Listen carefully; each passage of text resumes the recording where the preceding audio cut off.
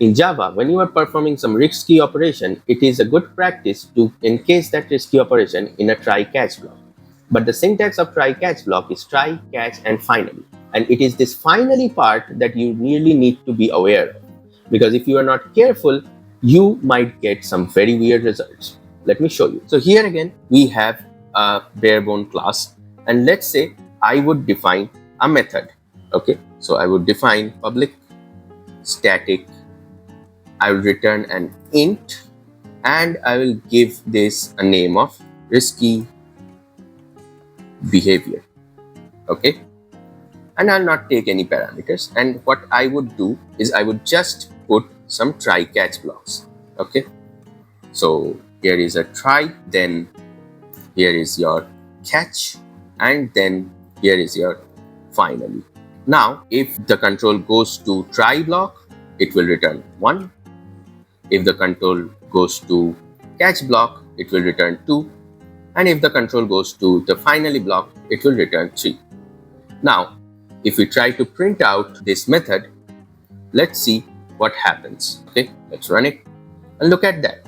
Your output has become 3. That means when you called it, it went to finally. But it's supposed to be in 1 because we are not really doing anything risky. So the try block should properly execute. And I can prove you that the try block is executing by simply omitting the finally block.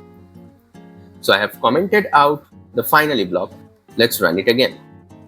So now you see, actually the try block got executed. Even if you were doing something weird, like for example, let's say you were trying to print something like this, where you are dividing something by 0. This will result into an error and your system will go into the catch block and it will return 2. Look at that. And it did return 2. But problem occurs when you have a finally block. Because no matter whether your method goes into the try block or into the catch block, the finally block always gets executed. And whatever is the output in your finally block is what gets out from your method.